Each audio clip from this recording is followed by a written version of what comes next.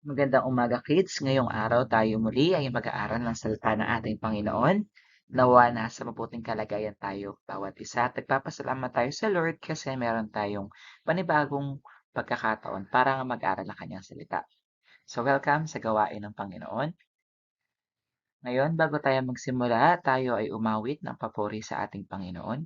Awitin natin yung Jesus Loves Me. Jesus loves me, this I know, for the Bible tells me so. Little ones to him belong, they are weak, but he is strong. Yes, Jesus loves me. Yes, Jesus loves me. Yes, Jesus loves me. The Bible tells me so. Isa pa. Jesus loves me, this I know, for the Bible tells me so. Little ones to him belong, they are weak, but he is strong. Yes, Jesus loves me. Yes, Jesus loves me. Yes, Jesus loves me. The Bible tells me so. Yes, Jesus loves me. Yes, Jesus loves me. Yes, Jesus loves me. The Bible tells me so. The Bible tells me so. The Bible tells me so. Tayo manalangin. Yes, Lord, purihin ka, we worship you and we honor you. Patuloy, O Diyos, nagpupuri at nagpapasalamat po kami sa araw na to na pinagkaloob niyo po sa amin. Dalangin po namin, Lord, na samahan niyo po kami sa aming pag-aaral at dalangin po namin, O Diyos, na matututo po kami at makilala po namin kayo sa mas malalim na kaparaanan. Samahan niyo po kami at gabayan, pangunahan, Panginoon. Maraming salamat po. Ito po ang aming samot dalangin sa pangalan ni Jesus. Amen. So ngayon naman kids, ang ating pag-aaralan ay matatagpuan sa Numbers 8 or sa Tagalog, bilang 8. Basahin natin yung buong chapter. Nakasulat dito, sinabi ni Yahweh kay Moises, sabihin mo kay Aaron na pagkasindi ng 7 ilaw, iayos niya ang mga ito sa ibabaw ng patungan upang magliwanag sa paligid nito. Iyon nga ang ginawa ni Aaron ayon sa utos ni Yahweh kay Moises. Ang ilawan ay yari sa pinitpit na ginto, gayon din ang palamuting bulaklak at ang mga tangkay nito. Ginawa ito ni Moises ayon sa anyong huwara na ipinakita sa kanya ni Yahweh.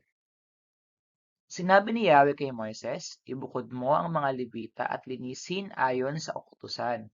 Wisikan mo sila ng tubig na panlinis ng kasalanan, paahitan ang buo nilang katawan at palabhan ang kanilang kasuotan. Pagkatapos, pagdalhin mo sila ng 2 batang toro, ang isa'y ihahandog ng kasama ng handog ng pagkaing butil at ang isang ihahandog para sa kapatawaran ng kasalanan. Dalhin mo ang mga Levita sa harap ng todang tipanan at iharap mo sa sambayan ng Israel.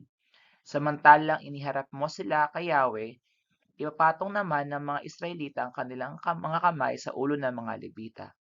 Ang mga ito ay iaalay ni Aaron kay Yahweh bilang natatanging handog ng bayang Israel para maglingkod sa akin. Pagkatapos, ipapatong ng mga Levita ang kanilang kamay sa ulo ng mga toro, ang isa'y handog para sa kapatawaran ng kasalanan at ang isa'y handog na kasusunugin upang sila'y matubos sa kanilang mga kasalanan. Ilaan mo ang mga Levita sa akin bilang natatanging handog, at ilagay mo sila sa ilalim ng pamamahala ni Aaron at ng mga anak niya. Ganyan mo sila ibubukod mula sa sambayan ng Israel, at sila'y magiging akin. Pagkatapos mo silang linisin ayon sa kautusan at maialay kay Yahweh bilang natatanging handog, magsisimula na sila sa paglilingkod sa todang tipanan.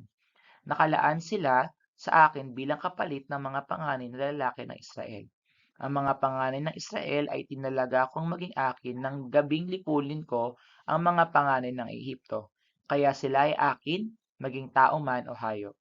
Pinili ko ang mga Levita bilang kapalit ng mga panganay ng Israel upang makatulong ni Aaron at ng mga anak nito sa paglilingkod sa Todang Tipanan sa paghahandog sa mga katubusan na kasalanan ng Israel.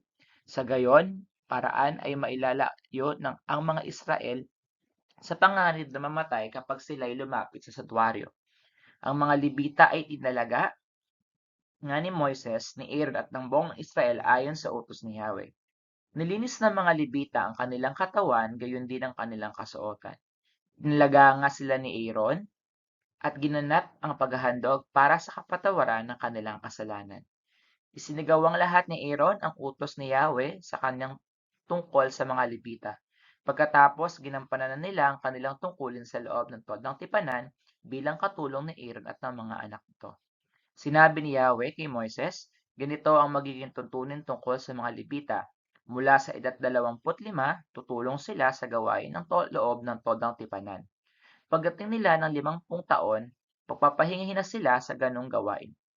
Maaari pa rin silang tumulong sa kanilang mga kapwa Levita sa pagganap ng mga ito ng kanilang tungkulin sa loob ng Todang Tipanan, subalit hindi sila maaaring magsagawa ng paglilingkod. So kids, tayo ngayon ay makinig at tayo ngayon ay mag-aral. Pag-usapan natin kung ano yung mga nabasa natin kanina. Kung kayo ay nakinig, no, yung ating pinag-usapan ay tungkol sa mga kautusan, mga bilin ng ating Diyos na si Yahweh, tungkol sa anong pwedeng gawin at paano gagawin at paano itatalaga yung mga Levita. Kids, yung mga Levita, sila yung mga pinili ng Diyos para maglingkod sa loob ng templo. No, sila yung maglilingkod para doon maglilingkod, sila yung mga gagawa ng mga tuntunin para gawin yung mga inuutos ni Yahweh sa loob ng Todang Tipanan o doon sa loob ng templo. Hindi lahat no pwedeng pumunta sa loob, tanging mga pinili lamang ni Yahweh. At sinabi doon no kanina, ano pang sinabi? Merong pinapagawa ang Lord, no? Bago nila magawang maglingkod doon sa templo. May mga handog na ine-expect ang Lord mula sa kanila. May mga bagay na kailangang gawin tulad ng pag-ahit ng buhok at paglabad ng kanilang kasuotan. Sapagkat kailangan maging malinis din sila, no? Mahirap kasi maglingkod kapag madumi ka. Mahirap maglingkod kapag